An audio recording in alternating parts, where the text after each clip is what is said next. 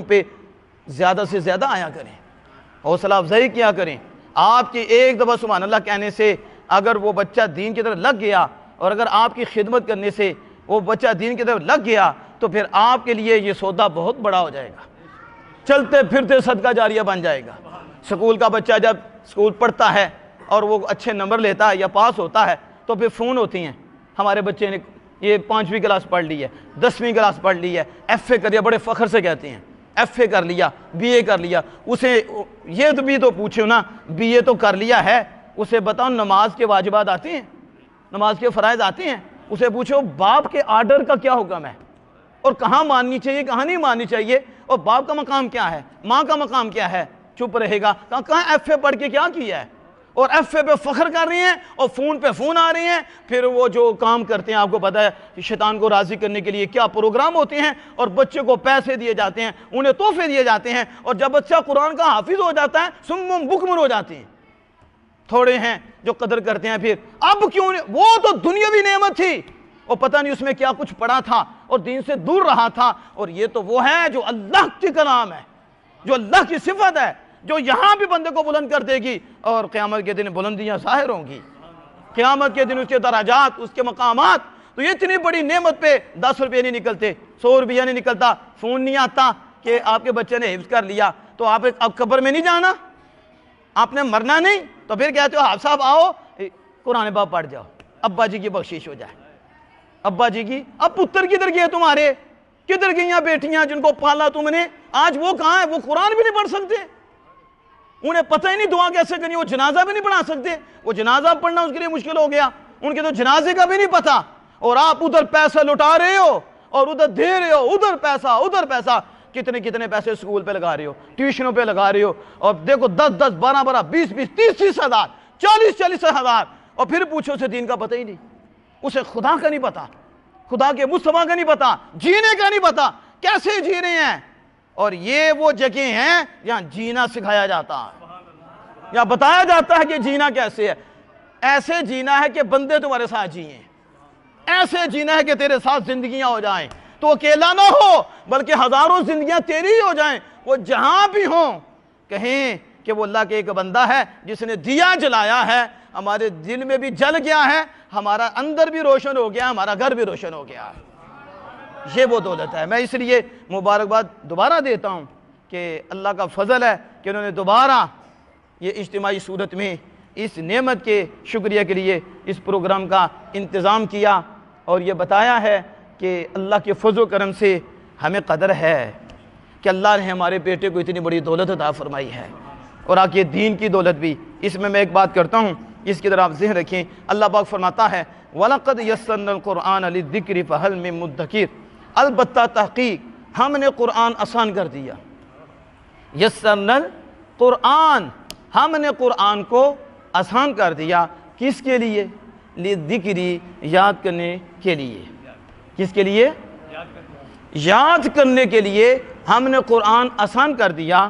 فہل من مدکر، تو تم اس کو حفظ کرو۔ کیا کرو؟ احفظو، اس کو حفظ کرو، اتعظو، اور اس سے عبرت حاصل کرو۔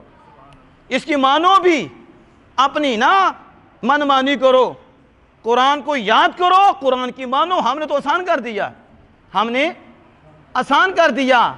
آسان کیسے ہوا؟ آمینہ کے لال کے تھرو ہوا، رسول اللہ کے ذریعے ہوا، کہ پہلے کوئی کتاب ایسی دکھائیں کہ نبیوں میں سے ان کا کوئی غلام بھی ایسا ہو جس نے پوری حفظ کی ہو، اور وہ پوری کتاب کے حافظ ہوں۔ تورات، انجیل، زبور، دیگر کتب الہیہ جو نازل ہوئیں، کوئی دکھائیں ان کے امتیوں میں اتنے حافظ ہوئے، لیکن یہ قرآن جو سب سے افضل کلام ہے، اور یہ سید الکلام ہے، سردار کلام ہے، اور اللہ کا کلام ہے، وہ بھی اللہ کے کلام ہے۔ لیکن جب میرے اور آپ کے آقا اس دنیا میں تشریف فرما ہوئے تو اللہ پاک نے یہ قرآن نازل فرمایا، اور اللہ پاک نے یہ فرمایا لو انزلنا هذا القرآن على جبل لرأيته خاشعا متصدعا من خشیۃ اللہ، اگر یہ قرآن ہم پہاڑ پہ نازل فرماتے تو یہ قرآن کی خشیت اور اللہ کے یہ صفت کا جو جلوہ ہے اس کو برداشت نہ کر سکتا، اور ریزہ ریزہ ہو جاتا۔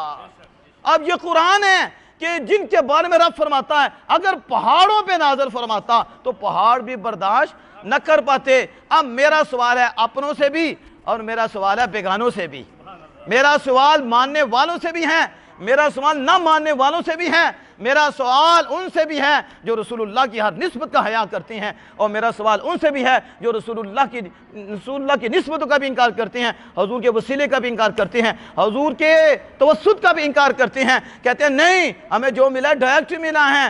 ہم نے کہا دیکھ قرآن پہاڑ پہ اترے تو پہاڑ جو ہے ریزہ ریزہ ہو جائے اللہ کی خشیت سے، تو یہاں بچہ حافظ کیسے ہو گیا ہے؟ اللہ بہمتہ کو پہاڑ بھی برداشت نہیں کر سکتا تھا، تو یہ بچے کا دل پہاڑ سے بڑا ہے، پہاڑ کے کلیجے سے بڑا کلیجہ اس کا ہے کہ یہ پورا قرآن اندر سہ جاتا ہے۔ تو یہاں سے ہمارا بچہ بھی بول کے کہے گا او یہ ہمارا کمال نہیں ہے کہ ہم نے قرآن کو اپنے سینے میں رکھا ہے، یہ تو آمینہ کے لال کے سینے کا کمال ہے کہ کائنات میں ایسا سینہ کسی کا نہیں اور کائنات میں ایسا دل کسی کا نہیں جو اللہ نے اپنے محبوب کا بنایا ہے۔ اس لیے صرف ایک آیت کا جلوہ نہیں اور ایک کلمے کا جلوہ نہیں، ایک حرفے کا جلوہ نہیں، پورے قرآن کا جلوہ آمینہ کے لال نے اپنے سینے میں لیا ہے اور پھر بچوں کے دل میں منتقل فرما دیا ہے۔ نعرہ تکبیر، اللہ نعرہ رسالت، یا رسول اللہ، عظمت قرآن زندہ باد۔ اب آپ دیکھو تو حضور کے صدقے نہیں ملا تو کس کے صدقے ملا؟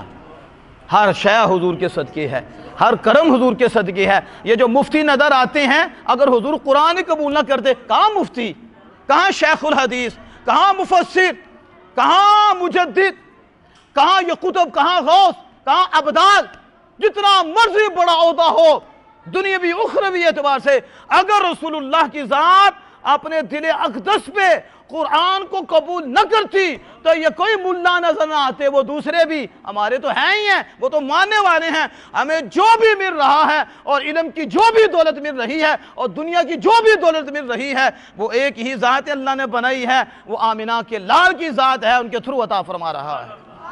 اس لیے اپنا ایمان بھی مضبوط کریں اس حوالے سے کہ ہم نے بچے ہی پڑھانے ہیں۔ ہم نے کہا وہ بچے وہاں پڑھانے ہیں جن کے ہاں نبی اکرم صلی اللہ علیہ وسلم کا ادب ہے یا رسول اللہ صلی اللہ علیہ وسلم کی محبت ہے، تو جن کے ہاں نبی کا ادب نہیں ماں باپ کا ادب کیا ہوگا؟ ان کے ہاں یہ دوسروں کا کیا ادب ہوگا؟ اللہ کے فضل و کرم سے ہم قرآن پڑھاتے ہیں، قرآن سکھاتے ہیں، لیکن اس سے پہلے اللہ اس کے رسول کی محبت کا جام پلاتے ہیں۔ پہلے کہتے ہیں اللہ اس کے رسول سے پیار کرو، اللہ کے محبوبوں سے پیار کرو، اللہ کی نسبتوں سے پیار کرو۔ اب یہاں میں ایک بات کر کے بات کو ختم کرتا ہوں جو میں نے آیت کریمہ پڑھی وَلَقَدْ يَسَّرْنَا الْقُرْآنَ لِلذِّكْرِ فَهَلْ مِن مُدَّكِرٍ۔ اللہ پاک فرماتا ہے کہ اسے حفظ کرو، اسے یاد کرو، اس سے نصیحت حاصل کرو، نصیحت حاصل کرو۔ اور ایک مقام پہ فرماتا ہے اِنَّا نَحْنُ نَزَّلْنَا الذِّكْرَ وَإِنَّا لَهُ لَحَافِظُونَ، بے شک ہم قرآن کو ہم نے نازل فرمایا، نزلنا القرآن للذکر، ذکر سے مراد قرآن ہے، ہم نے قرآن کو نازل فرمایا اور ہم قرآن کے حافظ ہیں۔ بولو ذرا ہم، اللہ پاک کیا فرماتا ہے وَإِنَّا لَهُ لَحَافِظُونَ، بے شک ضرور ہم قرآن کے حافظ ہیں۔ ہم قرآن کے ادھر کتنے حافظ ہیں؟ علامہ برار صاحب بھی حافظ، علامہ بھی ماشاءاللہ حافظ احد صاحب جن کی آج آمین ہے، آگے دیکھیں حافظ اویس صاحب تشریف فرما ہوئے، یہ سامنے حافظ، ادھر حافظ، کتنے حافظ ہیں؟ تو اللہ پاک فرماتا ہے ہم حافظ ہیں۔ ذرا توجہ کر دیئے، آج جس فتنے سے ہم گزر رہے ہیں اور یہ پرفتن دور ہے، آج ایمان لوٹ رہے ہیں اور شرک کے فتوے دے رہے ہیں، مرزا جیلمی جیسے سکالر یہ لوگوں کے ایمان لے رہے ہیں اور کہہ رہے ہیں یہ شرک، یہ شرک، یہ شرک، یہ شرک، شرک کی گند پکڑی ہوئی انہوں نے، مسلمانوں کو چھوڑ ہی نہیں دے۔ جو حضور صلی اللہ علیہ وسلم کا ادب کرے وہ مشرک ہو گیا، جو اولیاء کی شان مانے وہ مشرک ہو گیا، جو صحابہ کی شان مانے مشرک ہو گیا، جو اہل بیت کے مقامات کو مانے وہ مشرک ہو گیا، ان کی طاقتوں کو مانے وہ مشرک ہو گیا، جو اللہ کی دی ہوئی طاقتیں بندوں میں مانے وہ مشرک ہو گیا، جو شیطانوں میں مانے وہ توحید پرست ہو گیا۔ عجیب بات ہے، شیطان کی طاقتیں مان کر توحید پرست ہے اور جو اللہ کی طاقتیں اللہ کے بندوں میں مانے وہ مشرک ہو گئے۔ یہ ہمارے ہاں چل رہا ہے، اس لیے آپ کوشش کریں اپنے ایمانوں کو بچائیں، بچوں کو پڑھائیں، سب سے بڑی دولت ایمان ہے اور اب اس کو لوٹا جا رہا ہے اور اس کے پیچھے بڑے بندے ہیں جو اس کو سپورٹ کر رہے ہیں، اسے پکڑتے نہیں، یہ جس کی مرضی بھی ادبی کرے اسے نہیں پکڑتے۔ کیوں نہیں پکڑتے؟ کیونکہ جب اپنا بندہ ہو تو اسے پکڑا تو نہیں جاتا، جو اپنا کام کر رہا ہے اسے نہیں پکڑا جاتا، جو اپنے کام کے خلاف کام کرے گا اسے پکڑا جائے گا۔ وہ تو علماء حق کو پکڑتے ہیں جو حضور کی ذات کا دفاع کرتے ہیں۔ اللہ، اس کے رسول اور رسول کی نسبتوں کا حیا کرنے والے لوگ وہ کون ہیں؟ علماء حق ہیں اور وہی بچانے والے ہیں۔ اب میں آپ سب سے پوچھتا ہوں، آپ سارے سمجھدار ہیں، مجھے بتائیں حافظ کون ہے؟ اللہ۔ اللہ بتا ہم قرآن کے کیا ہیں؟ بولو تو صحیح نا، یہ قرآن پاک ہے۔ وَإِنَّا لَهُ لَحَافِظُونَ، ہم نے قرآن نازل فرمایا اور ہم قرآن کے کیا ہیں؟ ذرا بولو اونچی آواز سے۔ اچھا میں پوچھوں حافظ اویس صاحب سے آپ کون ہیں تو یہ کیا کہیں گے؟ حافظ۔ شرک ہو گیا؟ وہ بھی حافظ، اللہ بھی حافظ، یہی ان کا کام ہے جی۔ اللہ کے برابر کر دیا، اللہ کا شریک ٹھہرا دیا۔ آپ میں نے کہا ایک حافظ نہیں، کروڑوں حافظ۔ کتنے؟ کروڑ۔ تو میں کہہ رہا ہوں اس سے بھی اوپر حافظ۔ تو اللہ بتا میں حافظ اور تو ایک کا رونا رو رہا ہے، یا تو بچہ بچہ حافظ ہے، یہاں تو بچہ بچہ حافظ ہے، تو شرک ہو گیا۔ پتہ چلا کہ لفظ برابر ہو جائے، معنی بھی ہو جائے، پھر بھی شرک نہیں ہوتا۔ پھر بھی شرک تب ہوتا ہے جب یوں کہا جائے کہ جیسے اللہ حافظ ہے ایسے یہ بھی حافظ ہے، پھر شرک ہوتا ہے۔ لفظ میں شرک نہیں ہوتا، یہ تو اللہ کی عطا سے حافظ ہے، جس طرح وہ حافظ ہے کوئی ہے ہی نہیں، باقی جو بھی ہے اس کی عطا سے ہے۔ آپ سمجھ رہے کہ نہیں؟ لیکن ایک لفظ بولا جی وہ مدد کرتے ہیں، وہ بھی مدد کرتے ہیں، شرک ہو گیا۔ ہم نے کہا قرآن میں موجود ہے حافظ، وہ بھی حافظ، تو پھر کیا شرک ہو گیا؟ بے وقوفو، جس طرح حافظ آپ حافظ نہیں، اس طرح کوئی بھی آپ مددگار نہیں، جو بھی مددگار ہے خدا کی عطا سے ہی ہے، جو بھی حافظ ہے خدا کی عطا سے ہی ہے، خدا نے اسے بنایا ہے، اس کی ایک حد ہے، اور وہ نہیں تھا تو رب نے بنا دیا ہے، وہ ہمیشہ سے ہے، ہمیشہ ہی رہے گا۔ آپ اس کو سمجھے؟ کیا کہتی ہیں؟ وَإِنَّا لَهُ لَحَافِظُونَ۔ کتنے خوش قسمت وہ والدین ہیں کہ ان کو یہ دولت ملی ہے کہ وہ قرآن کے محافظ ہیں۔ کس کے؟ ذرا آپ بولیں تو جو قرآن کا محافظ ہے وہ حضور صلی اللہ علیہ وسلم کی ختم نبوت کا محافظ ہے۔ نہیں آپ سمجھے ہی نہیں، شاید آپ سمجھتے پھر آپ بولتے اس کے اوپر۔ اور جو قرآن کا حافظ ہے تو کس کا حافظ ہے؟ وہ قرآن کی زبر زیر سب کی حفاظت کر رہا ہے، کیونکہ حضور کے بعد کوئی نہیں، کوئی کانا نہیں آ سکتا، حضور کے بعد کوئی نیا نبی نہیں آ سکتا۔ تو اللہ نے بچہ بچہ حافظ بنا دیا اپنے محبوب کے صدقے سے۔ کوئی نہ زیر بدل سکتا ہے، نہ کوئی زبر بدل سکتا ہے۔ کیوں؟ کیونکہ اس کے بعد نہ کوئی نیا نبی آ سکتا ہے، نہ کوئی نئی کتاب آ سکتی ہے۔ اللہ پاک نے اس کی حفاظت کے لیے امت مصطفیٰ کو چن لیا ہے۔ اس لیے جو بھی قرآن کو یاد رکھتا ہے، صرف الفاظ کو یاد رکھتا ہے اور محنت کرتا ہے، وہ بھی ختم نبوت کے سپاہیوں میں شامل ہے۔